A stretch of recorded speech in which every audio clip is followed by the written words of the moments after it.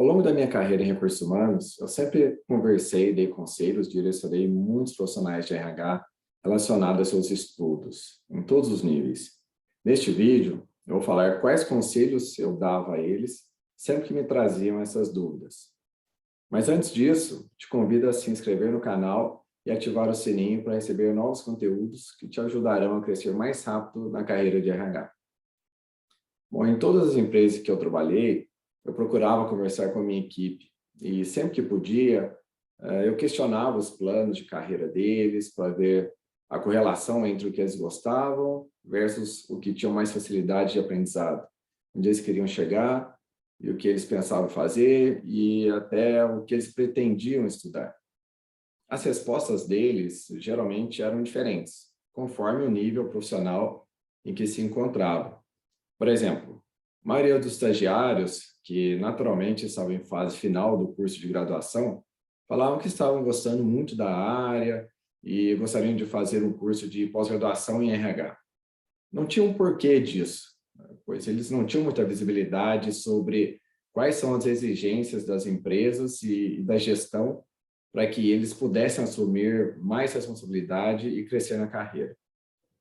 Os profissionais de nível de analista, eles ficavam divididos entre fazer algum curso de especialização de curto prazo em RH ou fazer uma pós-graduação ou até dar um tempo nos estudos e focar no desenvolvimento de seus conhecimentos e suas habilidades na prática do dia a dia. Geralmente, o que mais queriam era aumentar seus conhecimentos e melhorar suas habilidades práticas, ficando bons naquilo que eles tinham de fazer como rotina naquela empresa. Quem estava já no nível de gestão, que em sua maioria já tinha feito alguma pós-graduação, e tinha até alguns que tinham feito outros cursos de graduação, já falavam em fazer MBA em gestão de pessoas ou MBA em gestão de negócios. Se estavam mais tempo na função, eu sentia que ficavam até angustiados para fazer alguma coisa para serem reconhecidos, se destacarem e serem promovidos. Claro que alguns deles falavam também em estudar ou elevar a proficiência em outro idioma, que sempre prevalecia a opção do inglês. Mas eu percebia que falavam isso muito da boca para fora. Ou seja, eles viam que ter um segundo idioma, especialmente em multinacionais, era muito importante. Mas o grau de empenho e autorresponsabilidade para realmente ficarem bons nesse idioma era baixo. Quase que só para falar que estava fazendo alguma coisa para melhorar o seu idioma, sua proficiência, e no fim eles estavam enganando a si próprios e os outros à sua volta. Aí vinham algumas perguntas. Qual curso devo fazer? A empresa me valorizará mais se eu fizer uma pós-graduação ou um curso de especialização em RH? Essas especializações são realmente um diferencial competitivo no mercado de trabalho? A empresa pode pagar uma especialização ou um curso de inglês, ou pelo menos parte de um desses cursos para mim? Um curso de especialização ou inglês é requisito obrigatório para eu crescer na empresa? E se eu fizer um curso online? Ele será aceito e bem visto pela empresa? As respostas a essas questões variam de acordo com o tipo de empresa onde a pessoa está trabalhando ou está buscando oportunidade. Mas como assim as respostas dependem da empresa que você está ou quer ir? Calma, eu vou respondê-las uma a uma, pois sei que você pode ter algumas dessas dúvidas também.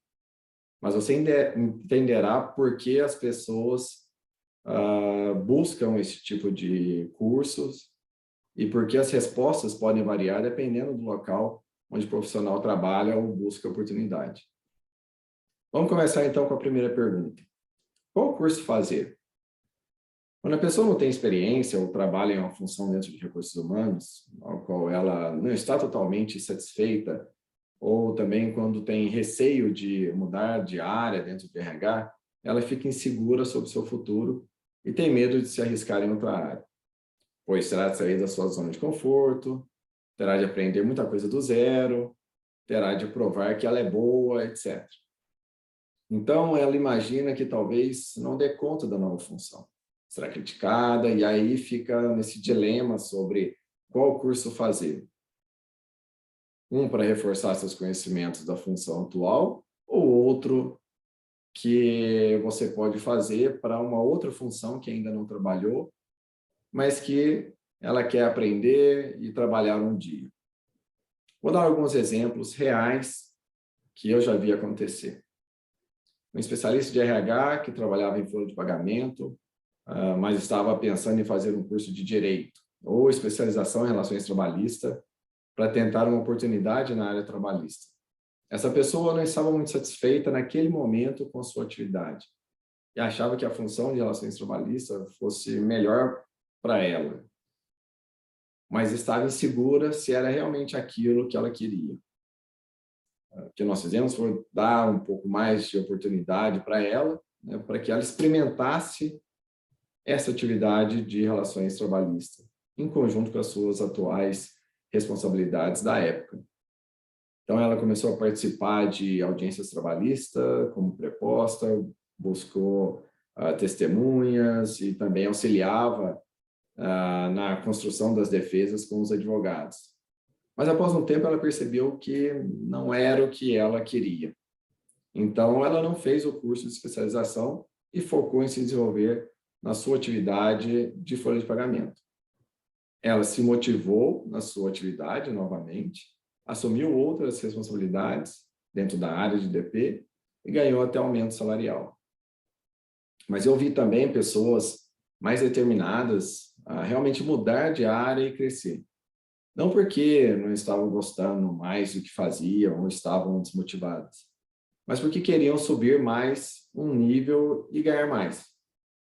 Cito aqui o exemplo de uma analista de RH generalista, ou seja, aquela que atuava com várias atividades de RH em uma fábrica, mas que queria fazer um curso de especialização em cargos e salários, que era uma área em que ela ainda não tinha trabalhado, mas ela percebeu que essa função estava mais valorizada no mercado e ela também via uma oportunidade de crescimento na empresa, porque sabia que haveria uma possibilidade de ampliar essa área na época.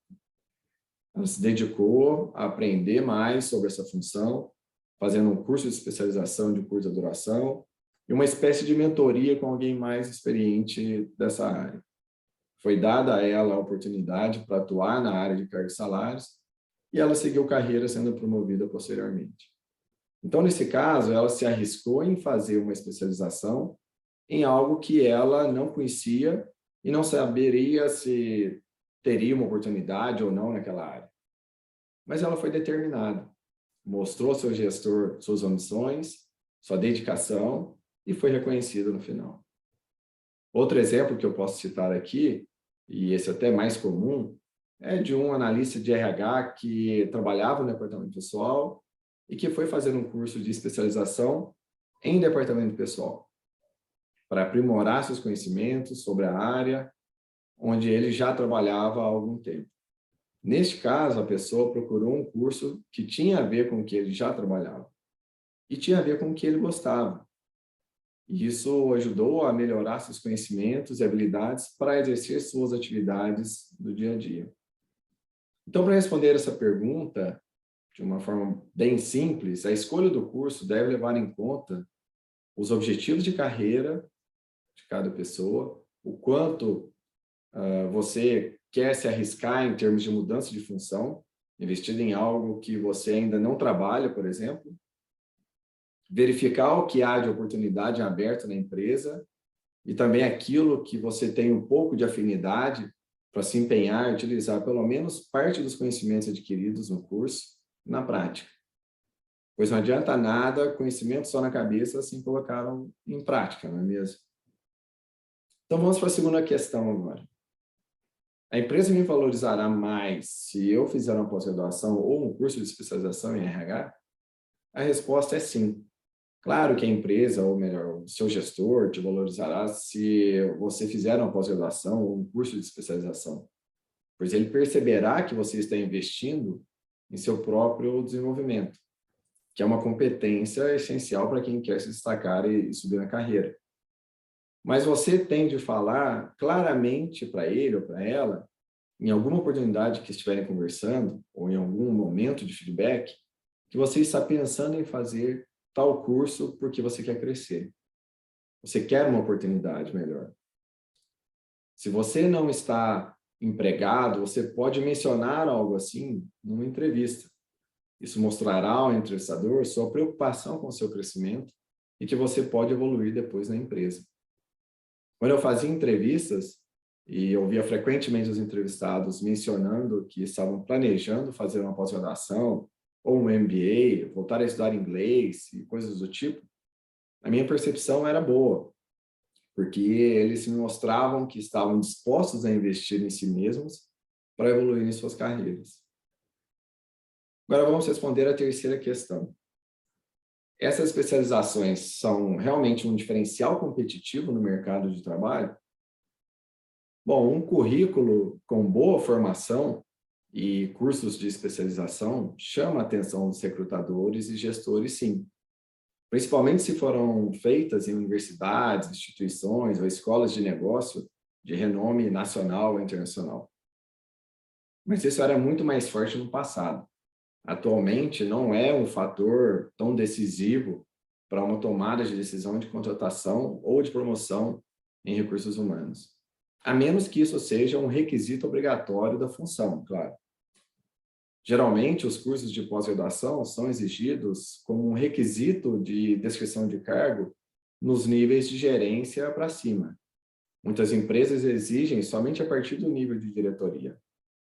Aqui eu abro um parênteses para explicar um pouco sobre o que é descrição de cargo. É um formulário onde se formaliza as responsabilidades do cargo, as atividades que o ocupante desempenha, o nível de escolaridade, as competências, as habilidades e os requisitos obrigatórios e desejáveis que o ocupante deve ter para estar naquela posição. Vou dar um exemplo meu. Na descrição de cargo de diretor de RH na América do Sul, na última empresa onde eu trabalhei, tinha como um dos requisitos obrigatórios para aquela função que o ocupante deveria ter um curso de pós-graduação, além do curso superior, claro. Então, se eu não tivesse um curso de pós-graduação, certamente isso poderia me impedir de ter sido contratado para aquela vaga. A quarta questão era a seguinte: a empresa pode pagar uma especialização ou, pelo menos, parte de um desses cursos para mim? Muitas empresas têm programas de educação continuada que pagam integralmente ou em partes uma formação ou especialização. Seguramente isso está descrito em alguma política e tem critérios para aprovação, embora haja várias empresas que oferecem esse benefício como algo discricionário, ou seja, os gestores ou donos das empresas decidem, conforme os critérios que eles mesmos escolhem na hora, para aqueles que eles ofertarão um programa de pós-graduação ou especialização. Nesse caso, varia de empresa para empresa. Então, a dica é sempre perguntar para o gestor se a empresa pode ajudar, integralmente ou em parte, no custeio desse curso, dessa especialização ou pós-graduação. O pior que você pode ouvir é um não. Então, não custa nada tentar, não é mesmo? Quinta questão. Um curso de especialização ou inglês é requisito obrigatório para eu crescer na empresa? Conforme eu já mencionei anteriormente, há cargos em que o curso de pós-graduação, especialização em inglês são requisitos obrigatórios para desempenhar determinada função.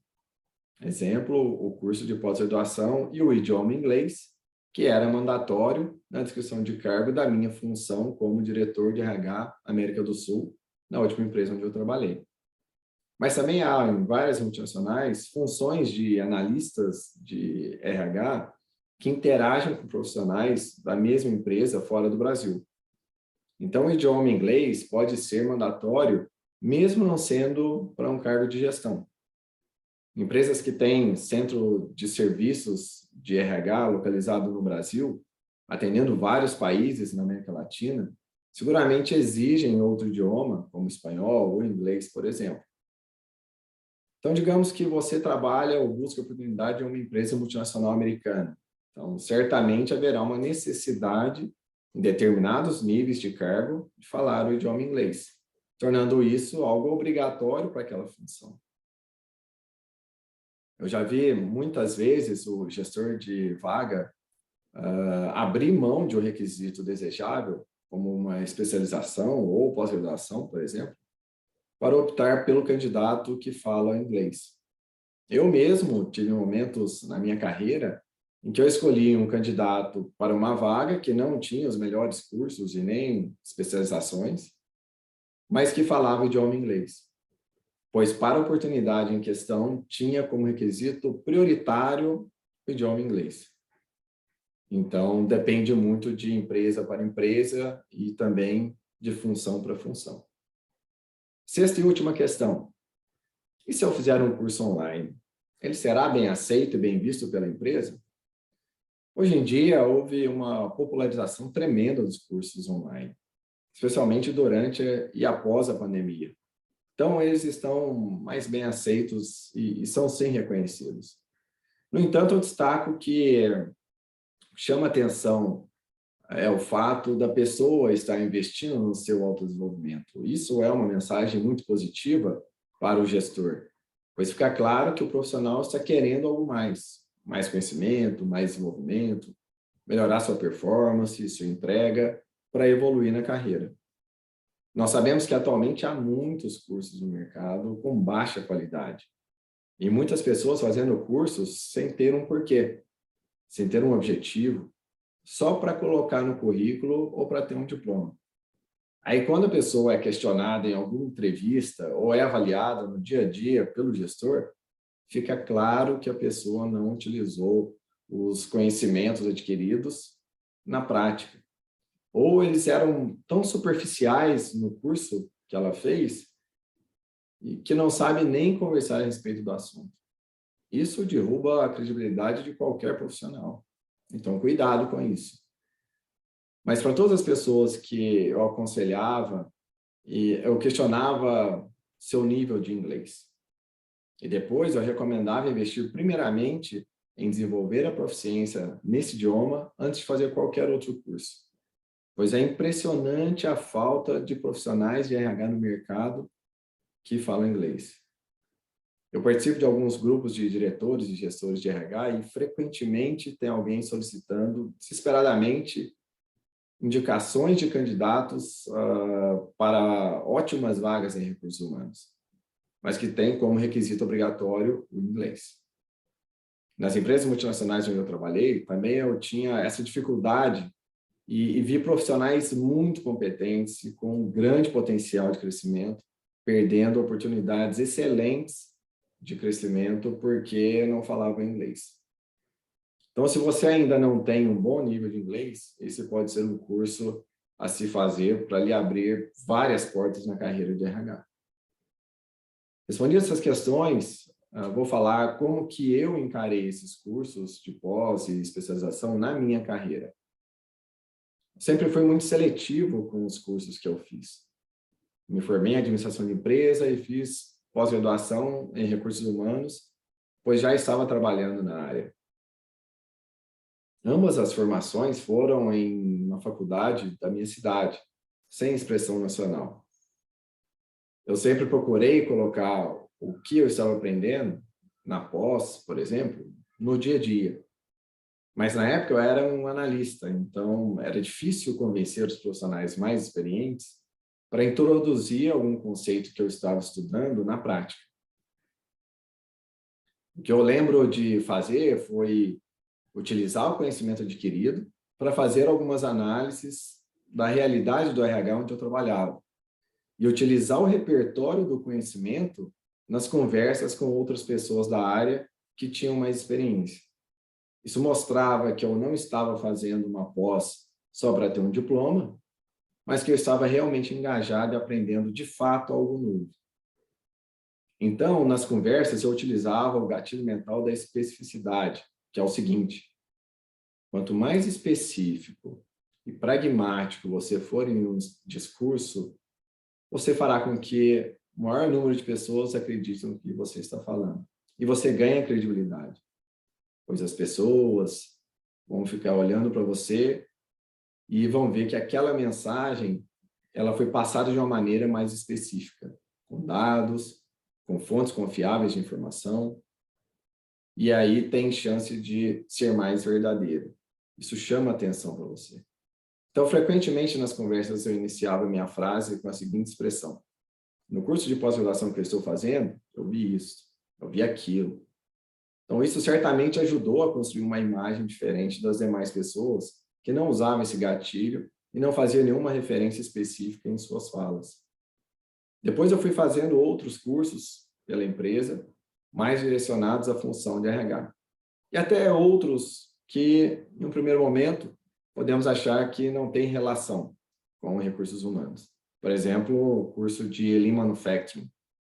Esse foi um curso que eu fiz em uma das empresas onde eu trabalhei, mas na verdade foram vários cursos dentro desse tema, que me ajudaram a assumir outras responsabilidades além de RH. E mais na frente da minha carreira, eu fui considerado para ser um sensei de Lean nas Américas. O sensei seria um alto especialista nesse tema, que ficava responsável por orientar e direcionar a implementação de Lean Manufacturing em uma região.